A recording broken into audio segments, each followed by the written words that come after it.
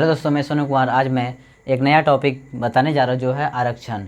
आरक्षण क्यों ज़रूरी है और क्यों लाया गया, तो ये सब हम देखेंगे अभी।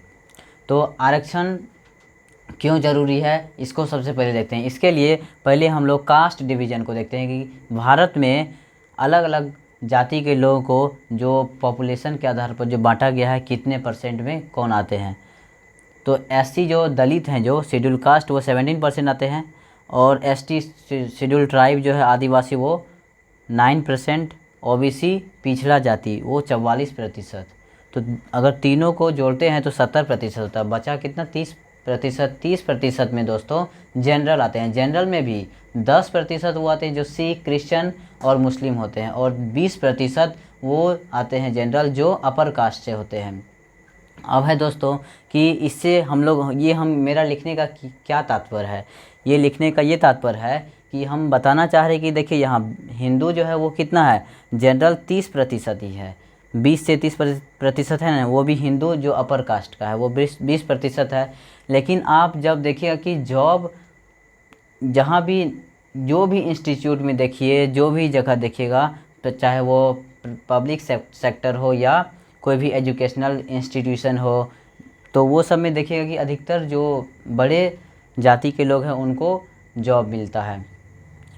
लेकिन उनका कितना है, पॉपुलेशन कितना है, 20 से 30% है। लेकिन उनको देखिएगा जॉब 70 से 80% लोगों को मिलता है जॉब। और जो निचले वर्ग के लोग हैं, जो छोटे जाति के लोग हैं, उनको कितना कितना लोगों को मिल पाता है, केवल 30% लोगों को ही, 20 से 30% लोगों को ही जॉब मिल पाता है। तो यही सब मुद्दे को ध्यान में रखते हुए मंडल कमीशन के तहत ये रिजर्वेशन लाया गया है, ताकि इसमें जो निचले वर्ग के लोग हैं उनको क्या कर सके, विकास कर सके, उनमें बदलाव लाया जा सके। अब देखिए दोस्तों क्या है कि, लेकिन ये जो रिजर्वेशन आया है ये किसके अंतर्गत आया है, कास्ट इनइक्वलिटी के आधार पर, मतलब जाति असमानता के आधार पर। तो जाति असमानता तो है, लेकिन रिजर्वेशन जो आया है ये केवल जाति असमानता से रिजर्वेशन का सॉल्यूशन हल नहीं होने वाला है दोस्तों। क्योंकि अब मैं कुछ और बातें बताने जा रहा हूँ। जैसे देखिए कि जनरल इनइक्वलिटी है कि गर्ल्स बॉयज़, तो लड़की लोगों को बहुत सारे पाबंदियाँ होती है, बहुत जगह वो लोग नहीं जा सकती थी, और अभी भी कहीं कहीं होता है। तो ये सब रिस्ट्रिक्शन जो उन पे लगता है, तो और इसलिए उनको जो है रिजर्वेशन की ज़रूरत होती है। और देखिए अमीर गरीब में भी क्या होता है, भेदभाव होता है। जो गरीब होता है उन्हें वो चीज़ नहीं मिल पाती है, जो अमीर होता है उन्हें मिल पाती है। और फिर है क्या कि विलेज टाउन, जो गांव से बिलोंग करते हैं उन्हें कोई चीज़ें, कोई जो अवसर नहीं मिल पाती है, कोई शहर से बिलोंग करते हैं उन्हें मिल पाती है। और है कि कास्ट कम्युनिटी, अगर जाति के आधार पर भी भेदभाव होती है कि ये धर्म के लोग हैं तो ये शिक्षा नहीं प्राप्त कर सकते हैं, ये ऊँचे धर्म के लोग हैं तो ये प्राप्त कर सकते हैं, या ऊँचे जाति के लोग हैं तो ये प्राप्त कर सकते हैं, ये शिक्षा प्राप्त कर सकते हैं, जैसे पहले होता था ऐसे। तो ये सब बातें को हटाने के लिए ध्यान में रखते हुए जो है मंडल कमीशन में रिजर्वेशन आया, उसके तहत। अब है दोस्तों कि ये रिजर्वेशन से क्या, ये जो प्रॉब्लम जो क्रिएट होता है, क्या वो सॉल्व हो सकता है? नहीं दोस्तों। कोई कहता है कि रिजर्वेशन हटाना चाहिए, कोई कहता है नहीं हटाना चाहिए, कोई कहता है क्या जो हमको इससे कोई लाभ नहीं है, तो कोई कहता है क्या जो अगर हमको रिजर्वेशन दी भी गई तो प्रॉफिट नहीं मिल पा रही है। तो इसी बात को हम लोग ध्यान में रखते हुए आगे चलते हैं। जैसे देखिए कि रिजर्वेशन कैसे हम लोग के लिए, मतलब किसी के लिए भी हेल्पफुल हो सकता है या नहीं हो सकता है, क्या ये ज़रूरी है या इसी तरह से चलना चाहिए, इसको देखते हैं। जैसे कि देखिए कि मान लीजिए कि कोई अमीर गरीब है, अमीर गरीब में जो भेदभाव होता है, तो गरीबों को अगर स्कॉलरशिप दी जाए तो उसमें सुधार आ सकता है। अगर विलेज टाउन पे अगर कोई भेदभाव करता है तो विलेज में क्या हो कि एजुकेशनल इंस्टीट्यूशन सब हो, तो उससे भी बदलाव हो सकता है। अगर कोई मेल फीमेल में करता है तो लड़कियों के लिए हॉस्टल बना दी जाए, तो उससे भी लड़कियों को सुविधा मिलेगा, वो पढ़ पाएगी, वो भी आगे बढ़ पाएगी। अब है कास्ट कम्युनिटी में भी बदलाव आ सकता है। अगर सभी धर्म को, सभी जाति को एक समान अधिकार मिले। अब है दोस्तों कि कुछ हम वे फॉर मतलब ऐसा तरीका बताने जा रहे हैं जिससे अगर हमारी देश के सरकार अगर उन पे ध्यान देती है, अगर फोकस करती है, तो हमारा देश का जो है सिस्टम वो सही हो सकता है। जैसे पहला देखिए स्कूलिंग में गवर्नमेंट स्कूल जो है उन अगर उसमें एजुकेशनल सिस्टम सही हो जाए तो क्यों बच्चे प्राइवेट स्कूल ज्वाइन करेंगे। वहाँ क्या होता है कि बच्चे जो है अच्छे से पढ़ते नहीं, टीचर उन पे ध्यान नहीं देते हैं, जिसके कारण लोग गवर्नमेंट स्कूल में अपने बच्चे को पढ़ाना नहीं चाहते हैं। क्योंकि देखिए गवर्नमेंट जो है वो ज़्यादा सैलरी पे करती है, प्राइवेट स्कूल के टीचर से ज़्यादा गवर्नमेंट स्कूल के टीचर को सैलरी मिलती है, फिर भी गवर्नमेंट स्कूल में वैसा एजुकेशन नहीं मिल पाता है। तो ये सिस्टम ख़राब है, इसको सुधारना चाहिए। अब है दोस्तों दूसरा कि मान लीजिए कोई ओबीसी है, ओबीसी में अगर लोअर कास्ट में आता है, तो लोअर कास्ट में है तो वो क्या होता है कि अगर मान लीजिए हाथों से काम करने वाला जैसे कारीगर है, तो वो छूट नहीं मिल पाती, रिजर्वेशन का फ़ायदा नहीं मिल पाता, क्योंकि वो ऐसा क्षेत्र से बिलोंग करते हैं जहाँ की शिक्षा नाम की कोई चीज़ ही नहीं होती है।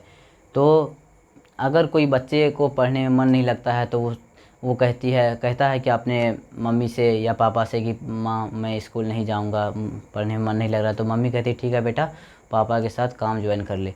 लेकिन उसी तरह अगर आप देखते हैं अपर कास्ट में अगर कोई गरीब ही है तो उसके बच्चे अगर कहते हैं कि पापा या मम्मी पढ़ने में मन नहीं लगता, तो पापा मम्मी कहते हैं नहीं बेटा पढ़ो, पढ़ाई ही सर्वोच्च है और इसी से सब कुछ होगा और तुम्हें जॉब भी मिलेगी। तो उन्हें भी पढ़ने में मन लगता है, वो सुधर जाता है, क्योंकि गार्जियन भी उन पे ध्यान देते हैं आखिर क्या कमी है बच्चे में और क्या कमी है हमें जो बच्चे को मन नहीं लग रहा है। तो ये सब के कारण जो अपर कास्ट के लोग हैं वो ज़्यादा एजुकेशन को प्राप्त कर पाते हैं और ज़्यादा जो जॉब ले पाते हैं।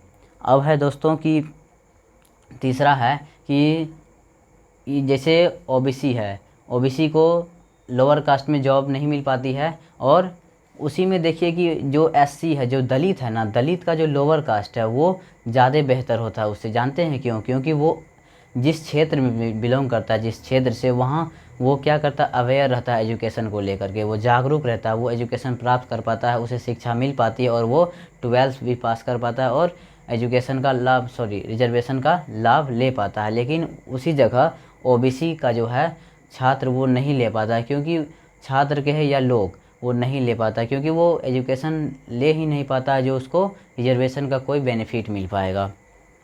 अब है दोस्तों कि जनरेशन वाइज भी कुछ रिजर्वेशन का फ़र्क पड़ता है। जैसे देखिए कि अगर फर्स्ट कोई जनरेशन किसी भी व्यक्ति को, उसका फर्स्ट जनरेशन उसके पापा को अगर रिजर्वेशन मिल चुका है, मान लीजिए अगर वो कोई जॉब ले लिए है रिजर्वेशन के तहत, तो उनके बच्चों को जो है ना नहीं मिलना चाहिए रिजर्वेशन तब तक जब तक कि वह लोग जो एक बार भी रिजर्वेशन का फ़ायदा नहीं लिए हैं। पहले सूची में उनका नंबर होना चाहिए और नीचे से उनको भी मौका मिलना चाहिए, जिनके पिताजी को पहले मिल चुका उनको मिलना चाहिए, लेकिन जब सीट बचे तो लास्ट में उनको मिलना चाहिए।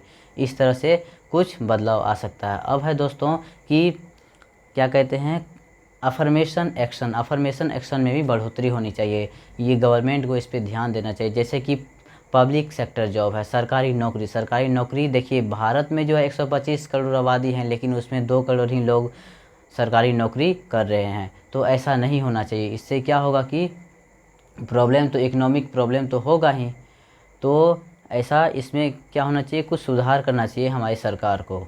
और कुछ प्राइवेट सेक्टर जो है उसमें भी अफर्मेशन एक्शन होता है, उसमें भी क्या होना चाहिए कि सुधार होना चाहिए। जैसे देखिए कि अमेरिका है ना, वहाँ भी जो प्राइवेट कंपनी है, प्राइवेट कंपनी में भी जो है ध्यान दी जाती है कि जो लोग पुअर हैं, जो गरीब हैं, जो अमीर है, तो वो दोनों में अंतर देखी जाती है। क्या इसमें सुधार हो रहा है कि नहीं, ये जो काम कर रहे हैं इनमें प्रोग्रेस आ रहा है कि नहीं। तो ये सब उनके डाटा को चेक किया जाता है। और लेकिन ऐसे ही हमारे देश में भी हो, अगर प्राइवेट सेक्टर में ही वो जॉब करे तो उसको देखा जाए कि उस पर कि वो डेवलप कर रहे हैं कि नहीं कर रहे हैं। तो इस तरह से बदलाव आ सकता है। अब है दोस्तों कि अगर ये सब मुद्दे पे, हाँ एक और बात है, जैसे कि हमारे देश में क्या होता है, कोई जॉब जो है ना वो इंग्लिश माध्यम के बच्चे ही ले पाते हैं, हिंदी माध्यम को फ़ायदा नहीं मिल पाता है। ऐसा नहीं होना चाहिए, क्योंकि हमारा जो राष्ट्रभाषा है वो हिंदी है। जब हमारा राष्ट्रभाषा ही हिंदी है तो अगर हम हिंदी पढ़े हुए हैं, हिंदी से पढ़े हुए हैं, तो क्यों नहीं हमें जॉब मिलना चाहिए? मिलना चाहिए, बराबर अधिकार मिलना चाहिए। किसको? हिंदी माध्यम के बच्चे को भी और अंग्रेज़ी माध्यम के बच्चे को भी। हाँ, हम अंग्रेज़ी जानते हैं, बहुत अच्छी बात है, लेकिन अगर हम अंग्रेज़ी कम भी जानते हैं, हिंदी अच्छे जानते हैं, तो हमें जॉब मिलनी चाहिए। ऐसा हमारे देश में क्या होना चाहिए? पॉलिसी होना चाहिए। तो इन्हीं मुद्दे को अगर हम लोग ध्यान में रखते, अगर हमारी सरकार ध्यान में रखती, तो हमारा भारत एक अच्छा भारत बन सकता है और इस यहाँ का सिस्टम भी सुधर सकता है। अब है दोस्तों कि मेरा लक्ष्य है कि रिजर्वेशन ना हो, मतलब ऐसा भारत बने जिसमें रिजर्वेशन की कोई ज़रूरत नहीं हो। सभी लोगों को जो है उसके एबिलिटी पे, उसके क्षमता के अनुसार उन्हें क्या मिले? अपॉर्चुनिटी मिले, मौका मिले, अवसर मिले, ताकि वो आगे बढ़ सके और उन्हें जॉब भी मिल सके। जो भी हो, थैंक यू दोस्तों, इतना ही।